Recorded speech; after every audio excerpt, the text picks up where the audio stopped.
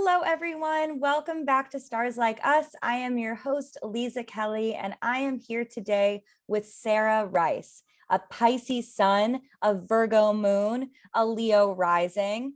And for those who are unfamiliar with Sarah, let me read you her bio. Right Brain Sarah is best known for her appearances on MTV's Real World Brooklyn and The Challenge. But don't let the label of reality star fool you. She is one smart cookie. Raised by artist parents, Sarah learned at an early age how to see the world as a playground for creativity and invention. Between craft projects, Sarah travels the world, exploring and gathering inspiration from colorful places and people she encounters. Sarah is a self-proclaimed lifelong learner and answer seeker. The eternal optimist, Sarah's love for the human spirit led her to obtain a master's degree in marriage and family therapy, and she now works as a full-time therapist. Her hobbies include crossword puzzles, being a plant lady, and all things witchy. Well, obviously you are in the right place because Stars Like Us is all things witchy. I love it. So nice to connect with you. Thank you so much for being here. Thanks so much for having me. So I would love to just first of all, talk about your Pisces Sun, Virgo Moon for a quick second, and also maybe a little bit of Leo rising stuff. I am a Leo Sun and I have a Pisces Moon. So we share two of the same zodiac placements in our big three. I'm a Capricorn rising. So I do have Earth in there too, just like you, but you were born during a full moon. Oh, I didn't know that. Oh, yes. I had no idea. Oh, that makes sense for me. Yes, you were born. So because your sun and moon are opposites, this is how I know that you were born during a full moon. If your sun and moon were in the same zodiac sign, you would be born during a new moon, but on opposite sides of the sky. So yeah, you were born during a full moon. So what's your relationship like with full moons? Like really strong, like super. And if I go on birth control and then I stop taking birth control and then my body needs to naturally get back to its regular rhythm, my period always starts the day of a full moon. So wow. I had a partner on and then so if I'm in my natural rhythm and cycle, which now I am these days because I'm old and I don't need to be taking birth control anymore. But not that old. Let's not get crazy. You're like, oh, okay, easy. Right. I still get it period. Come on. Easy to yourself. But I had a partner on the challenge that I'm not shy about talking about that kind of stuff. I grew up in a family that was really open with, talking about women's issues and everything, just open in general. And I would always be really open about my period starting and about how it was in sync with a full moon. And I had a partner on the challenge who I did really well with. And I think because we were so in sync. And there was one night where he looks up and he's like, oh, full moon, Sarah, does this mean you're menstruating? And I was like, this is great that I've trained him well enough to know exactly when my period's going to start. Oh my gosh, that is amazing. That's so cool. And we ended up winning the whole challenge. So I think it was because he was a good listener. Wow, I love that. Do you know what his sign was? Oh, you know what? He's got to be a Virgo. There's no way he's not a Virgo. It's Jordan from the challenge. If anybody is familiar with the challenge, should we Google but yes, he. I would bet so much money that he was a Virgo. Should we Google it? Is it Googleable? Totally. He's totally Googleable. Okay, Sarah, I'm going to let you Google from the it challenge. Okay, let's see. Jordan from the challenge. Jordan, the challenge, zodiac, birthday. We'll say birthday. Yeah, birthday is safe. Birthday is safe because you'll know. Oh, September 15th. Okay, perfect. That's a Virgo. Yeah, it is. And it's also perfect for you because it's your opposite and it's your moon sign and it's on that same full moon axis. Yes. And so we won the challenge together and we did really well. I love Virgo Pisces combos. It's really one of my favorite. Yeah. In people or in partnerships? All of it. Oh, I love the way that axis interacts. Oh yeah, that is cool. Yeah, because Virgo is the practical helper and then Pisces is the spiritual helper. So both of them work together to try to figure out okay, well, how can we, be in service together? Oh, and you, of course, have that rhythm in your own chart.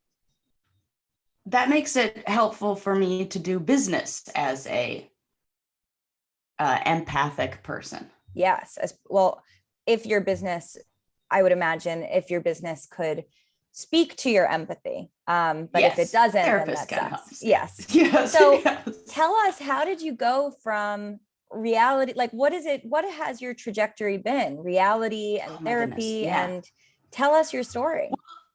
All the whole time I always knew I wanted to be a therapist from like day one. That's always been the career plan since I was younger. I originally went to school to study criminology because I had experienced some trauma growing up in my family. And I was like, I want to get the bad guys. And then I went to school for that and was like, wait a sec, that's scary. And I don't want to get the bad guys. I want to help the people who the bad guys got. And so I switched to a more like psychology and therapy side of it. And so that's always been my passion. And then when I was 21, I auditioned for The Real World. And it was a very unique season I was on because they were casting people who were advocates and people who were like working for some sort of like nonprofit, stuff like that. So they were looking for somebody who was doing what I was doing. And I was bringing like art therapy style programs to like elementary schools and then lesbian and gay centers in New York City. So I was doing a lot of like the volunteer work and that kind of stuff. And then afterward, and because when I was on the show, a lot of the stuff that I talked about was just my own life. And my own life happened to be a lot of sexual abuse and trauma. And I was contacted by an organization called PAVE, Promoting Awareness and Victim Empowerment, that supports people who have experienced sexual abuse. And they are big advocates and they speak out and they offer programs to help and services.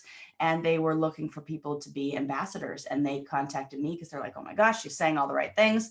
And so I started training with them. And then I started doing public speaking and speaking at colleges and universities on going from being a survivor to a thriver. And or I should say victim to survivor to thriver. And so I kind of like got put into the public eye for and then used that to keep doing the healing that I already wanted to do. So now I work as a full-time therapist. I went to school and got my master's in marriage and family therapy. And my goal is to work with people who have been on reality TV to help them in their transition after, because life on reality TV is weird and nobody really does that.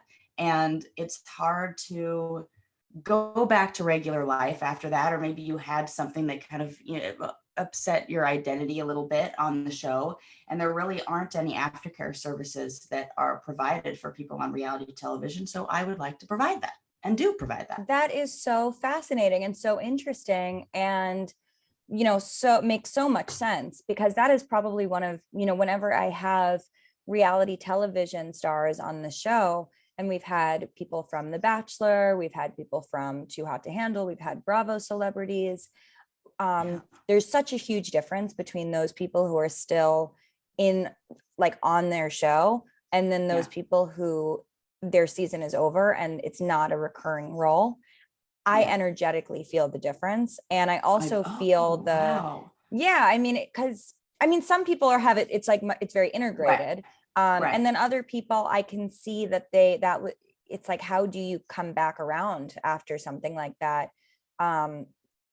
I sense a lot of disappointment. I sense a lot of like, that it's just, it was really vulnerable and really exposing. And you are sort of like, have this mark on you and like are identified as something, but you can't really do a lot with it in a lot of ways. And I'm not curious, a lot like, of people understand it, or people are like, oh, boo-hoo, you were on TV. Ugh. But it's like what you say, that energy, you can feel it. You can you're like, oh, this affected you. Gosh, so nice to get that validation from somebody who feels that energy. I mean, how did you experience that as well personally?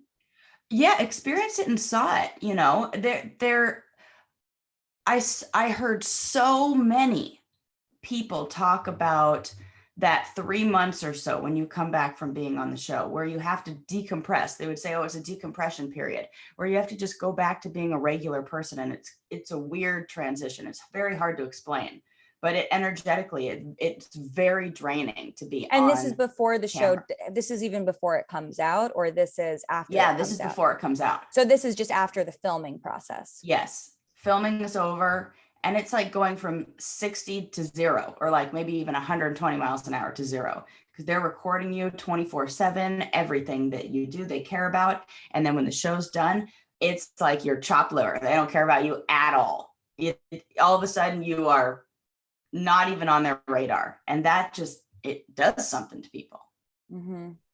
Yeah. And then is there, I mean, did you experience sort of like the also then the roller coaster of the show's premiere, and then being recognized and being a public figure, and then how does one reconcile that? It's very, well, it depends on how you were portrayed on the show. You know, a lot of people editors tend to, production will highlight, I mean, it's either like a highlight reel of the best or the worst times, you know. So if it's some of your worst moments, which happen to make really good TV, then it's very re-traumatizing for that. There's a lot of anxiety leading up to it. Oh my gosh, what are people going to think? And then it happens and you think this is going to be forever. And the mind does a really bad job of letting us know that this is going to be over soon. The mind gets it gets it in there that, oh, I'm going to feel like this forever. And then that is what really affects people and what gets in the way of relationships and day-to-day functioning and belief about self. And there's a lot of identity crises that take place. Yeah, I could imagine. I mean, it seems like it's such a unique experience. And I think I've definitely even said on this podcast, I don't know if it was in the context of reality TV, but definitely with some of like our recent TikTok stars, you know, like humans don't know how to have 10 million followers. Nope, they do not. So true. Yeah. And in the same way, I don't know if like humans really know how to have that much attention if it hasn't been scaled. You know what I mean? When if you build something over a long time, it like you can sort of, you know, maintain you can sort of be with yourself every step of the way, but overnight sensations is so different. Yeah. And we're relational people, you know, we thrive and survive on our connection to community and our connection with other people and the feedback that we get from other people. And so humans, I'm reading this great book right now on like the history of mankind called Sapiens. It's fantastic. Just a little plug for this book that in no way I'm being sponsored by, but it's a fantastic book. my fiance read it and was talking about it for a long time. It's so good. And so really about, well, now I don't even remember what I was talking about with this. About, oh, yes. Okay. So that humans really can only handle about social connections with about 150 people. We can manage the opinions and feelings and thoughts of about 100, like the influence of about 150 other people. When you've got 1 million followers on Twitter and everybody's talking about you, that's way more than 150. We're not built to be able to handle the kind of like commentary, if we base like our belief about ourselves on how other people view and interpret us, and we're all of a sudden being viewed and interpreted by people who are being like harsh and critical and are freaking trolls in their mom's basement for all I care. Like that's not how it's supposed to be. And it really does something to a person's like sense of self. And it may be very noticeable. It may be acute, or it may be more like kind of like a frog in hot water thing where it just slowly gets boiled and people don't even notice that this is going on. And the worst is that the reality show environment itself, it perpetuates this and incentivizes these kind of interactions and behaviors and things like this, because that's what makes for good TV. But then and which is fine. I'm like all about good television and yep, do your thing, reality television.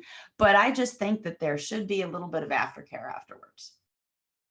Do you think that it is the responsibility of the networks or the production companies to inform people about this process?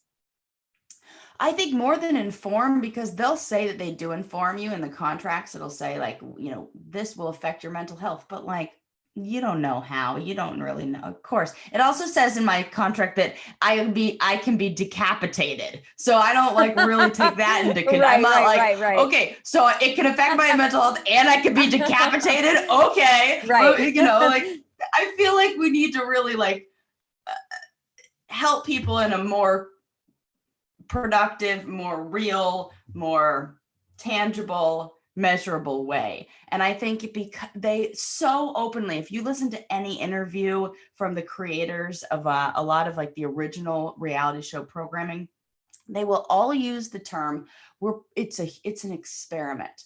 We're doing an experiment.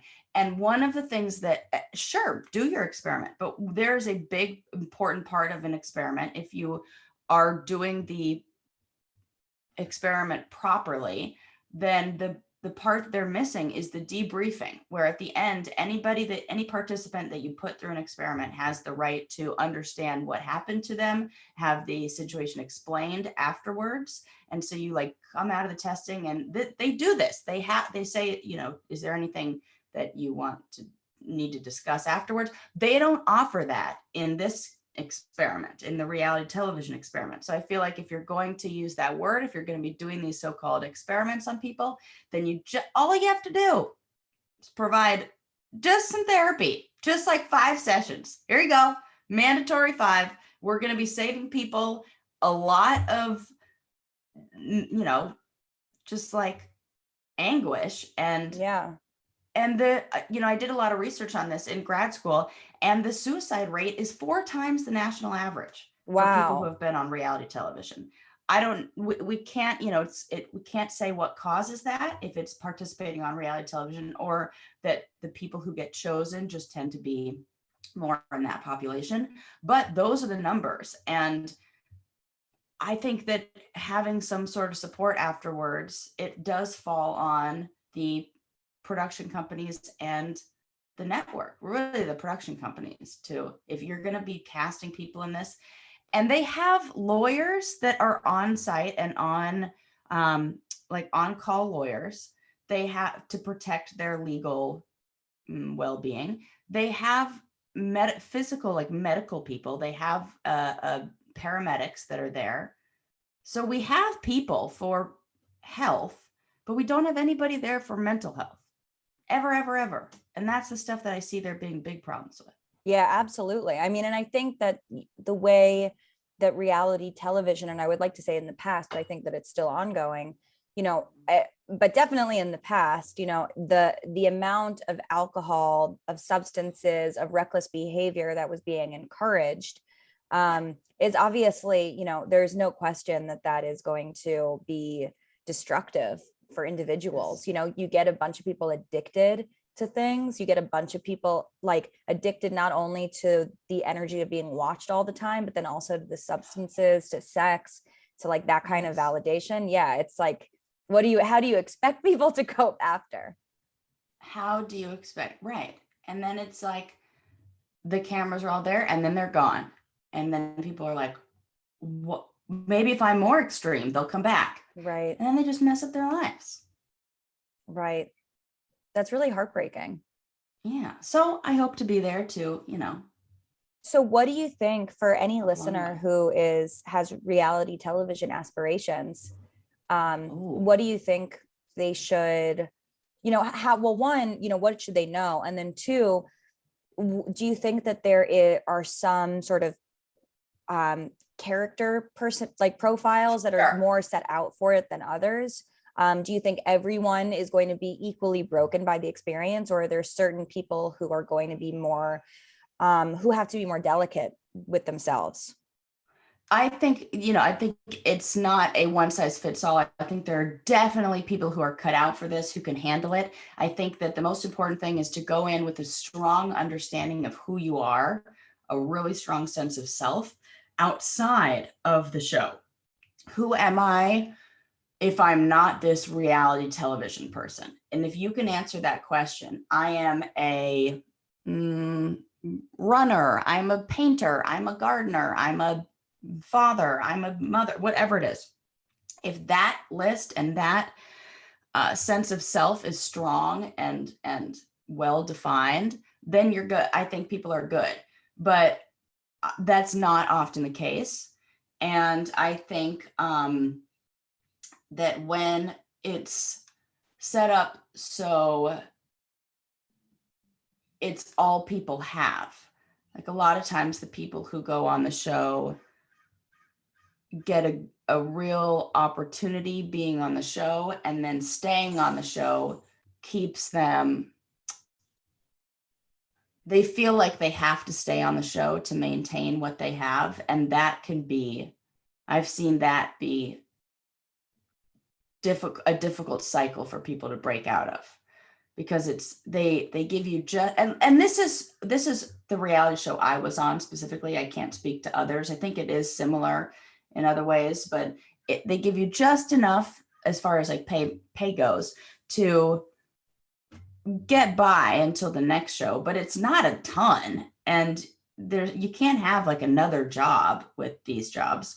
So it for some people, I think they fall into a financial situation where they have to keep saying yes. And so that I would look out for, because that can be, That's really interesting. And feels really scary. it is, because there were two very distinct, it was easy to see that people on the show either came from a lot of money where they had the freedom and privilege and flexibility to just take 3 months off and somebody else was going to cover their bills and they didn't have to worry about anything and rent was taken care of or whatevs. Or they lived in a situation where they didn't have a stable place to be living for 3 months. So 3 months is like, great, I have somewhere to live. And it was one or the other on our show. That's really what it felt like.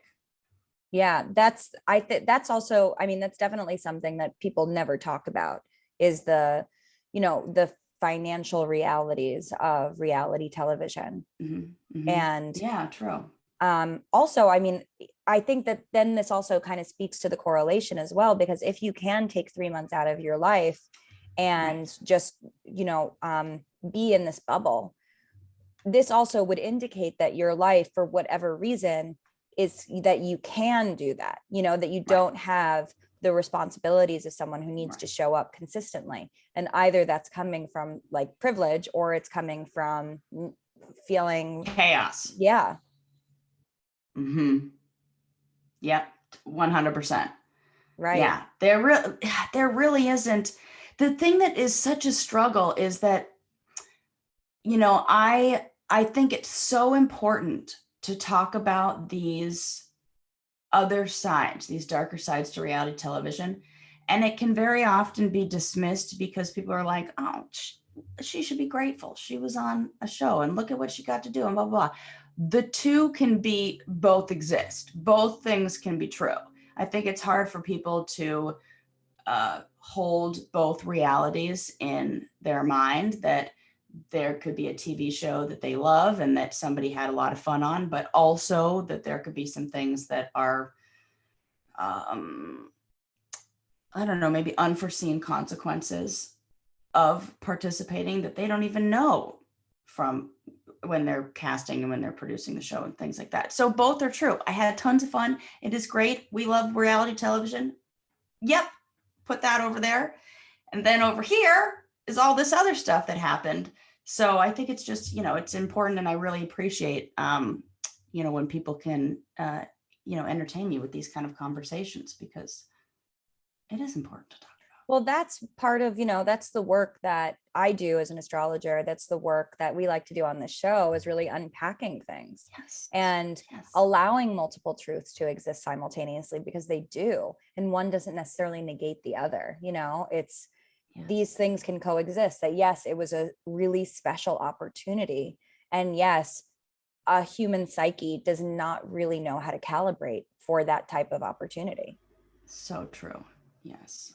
Yeah. Yeah. See, just go on the right shows. The witchy shows get it. Witchy shows get it.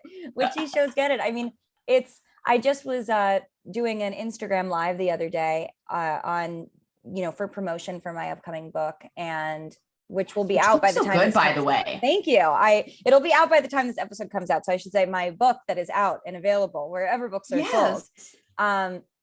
But one of I had this wonderful Instagram live chat with somebody who was just, a follower, and somebody who came up and shared their story live. And this amazing person who, was like, I manifested losing 400 pounds, like, wow, what an incredible story to tell. But then also said, and then I became eating disordered. And then I became, addicted to exercise, and I was exercising for 8 hours a day. And I didn't have, I was extremely depressed. And I was so appreciative of that full picture, because for anyone who, it was responding to another question that was submitted about, how do you manifest, like, for your body? And I love that he shared this story with his own journey, and it's so inspiring. I mean, that's so much weight to lose, but the fact that he didn't end it there, and that he allowed it to keep going and say, and then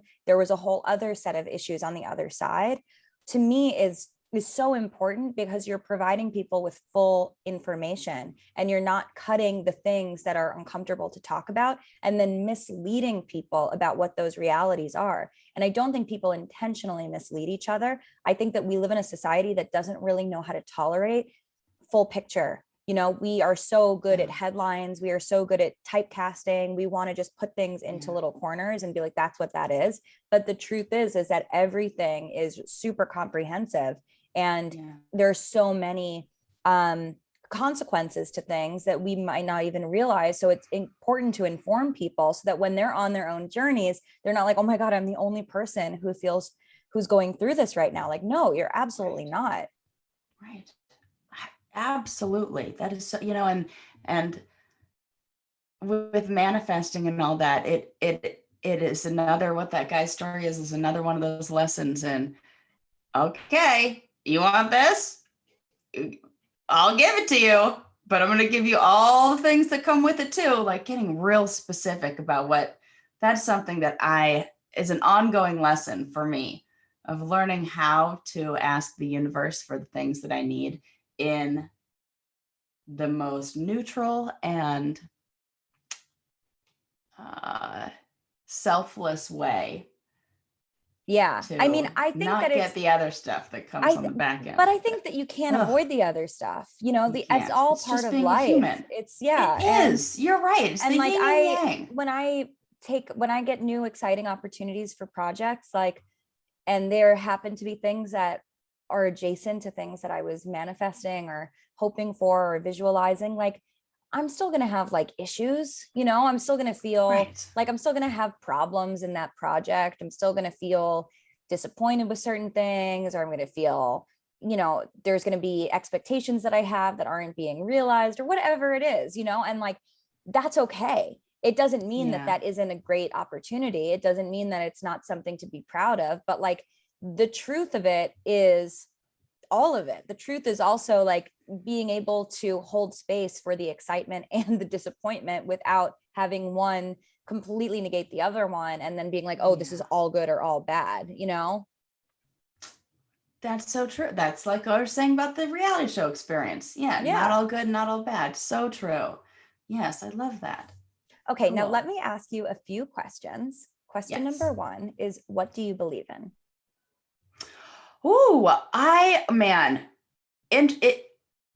The cool thing is, I really believe in science. And the more I studied and learned about science on a real, like quantum physics stuff, like a molecular level, the more I discovered about spirituality. And so I believe in spirituality through science. I love that so much. That's so cool. And that is so Pisces Virgo access. That is like literally the essence of it, of like the Virgo pragmatism and then the Pisces spirituality and abstraction. Yes. I love it. I love to see it. That's incredible. Okay, question My number mom 2. is a practicing psychic. So she lives in Costa Rica and she is a psychic. So I had to find my truth about the spiritual world my own way, because growing up I was like, oh, she's ridiculous. What is she even saying? This is phony baloney. So I went the super science, like pragmatic, like I'm going to learn it. I'm going to see it. Like I'm going to find out the real info. And then through doing that, I was like, God damn it, she's right about everything. So, oh my goodness, that's so wild. What was it like growing up with a psychic mom? I mean, exactly as you would imagine.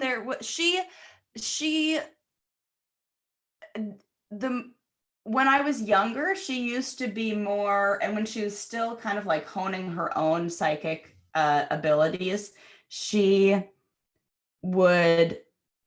it was like she was picking up messages from everywhere, and going to restaurants would be annoying because I'd be like, Mom, you don't need to tell the person at the table next to you that his grandmother says hello. Like it would drive me crazy. And now she doesn't do that as much because she's like, kind of holds her energy for people who, hire her to give it away. But so it's better now. But it was really magical. My mom was very imaginative and magical and made childhood really, really fun and creative. And it was just a spiritual playground. And she was really big on making sure that she never told me what to believe. She taught me how to learn and how to be curious and how to ask questions. And through that, I developed a sense of knowing and what do we even know? I know nothing. So that's so cool. Yes. I mean, that's also really inspiring for me because I want to be a mom. And I think about what it's going to be like to be my kid when I am this like astrologer, mystical, spiritual person, because my mom is she's a Pisces moon like me. And she's very, very, very witchy, very psychic, but also that's not what she's an artist as well, but a musical one. Close enough. Yeah. But it was almost like the way that it channeled through me was the physical manifestation of it is like, okay, now you are in that field, you are me. I'm the one taking it after I've like collected it through a few generations. So I'm like, is it going to reset? Like, is my kid going to be like, I hate this? Like, they'll go, what is his name?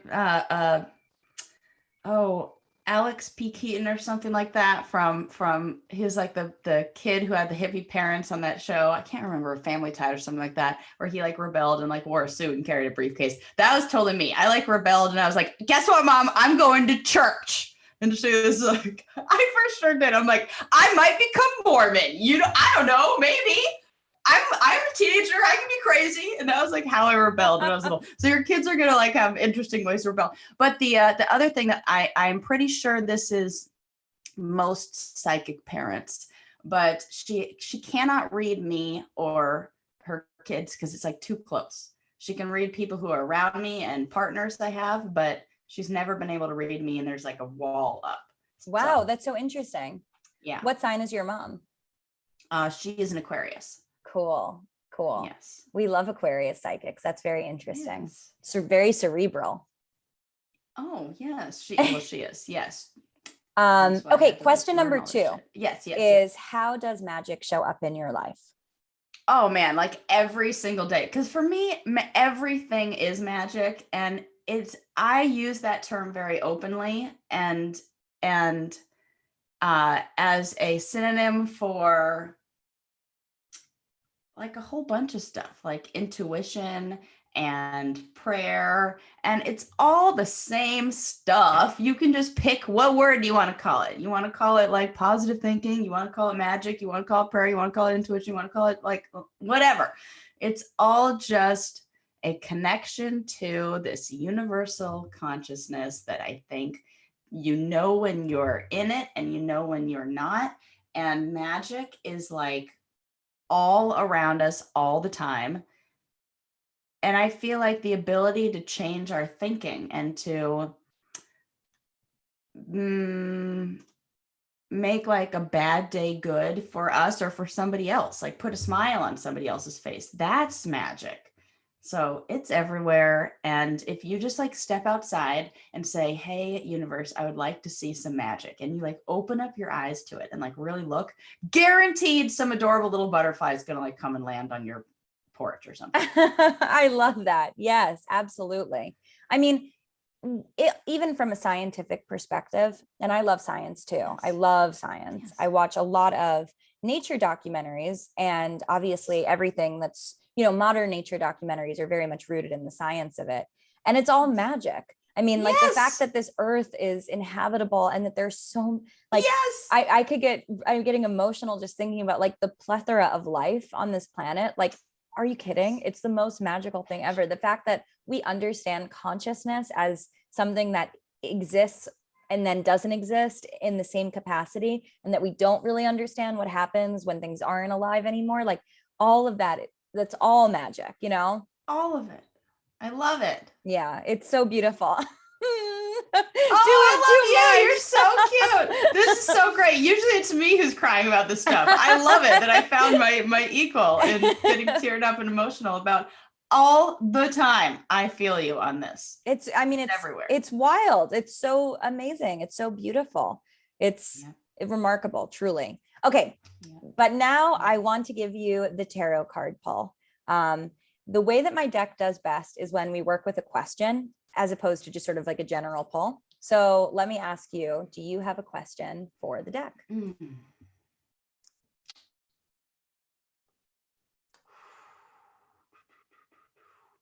My question would be,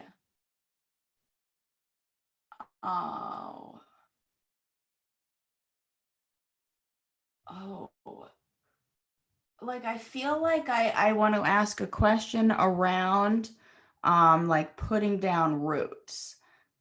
Like I want to know if I am going to like I'm planning on moving to Colorado, and I want to know if that like if it's better like sooner or later or Okay, so you're planning on moving to Colorado, and right now, is there a plan in place? Is there like a timeline, or that's what you're trying to figure out? Yes, that's what I'm trying to figure out. Oh, but you know that you want to move there, or you're still undecided? Yes, I know I want to move there. Okay, so then why don't we ask the cards for what energy you need to be connecting to make this move happen? Yes. Yeah, I love it. Woo! Okay, do you want me to work with pile 1, 2, or 3? 3. I love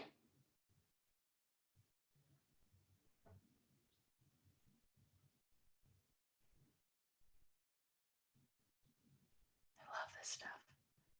Sending you all the magic.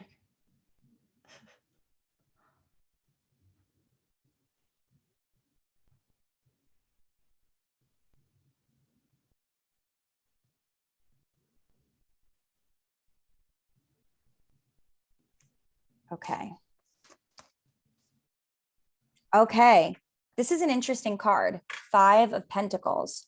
So what this speaks to finances. This speaks to feelings of being financially stifled. So the energy I think that we need to connect to is, why are those feelings coming up? Are they true? Or is it you being triggered by the big expenses and the unknowns of moving, of disrupting your reality, of having to start over again? But this is probably, to me, this reads as the obstacle, but this also, in like everything multidimensional, reads as the solution, which is exploring this to unpack that so that you can really figure out how this move is going to come to be. True. I have a lot of hangups around finances, and not for any good reason. Like I have a lot of anxiety around it. Like it's going to disappear and like go away. And so I get very nervous about big purchases, even though it's totally fine. And this is exactly what I've been saving for. And like, hello, you're doing what you're supposed to be doing. But I have that feeling, and I want to buy a house, and that's why I want to move there. So that would definitely be, I think I'm going to really have to. And then I tend to get really excited and like want the fixer upper, which is not necessarily the best thing to do. Like my first car was not what it should have been, because I'm like, I want the cool, like classic car. So I have to like not buy the cool, A-frame falling apart. Yeah, Cabin in the or know woods that for if you something do that's you're not going to be financially cutting any corners, Right.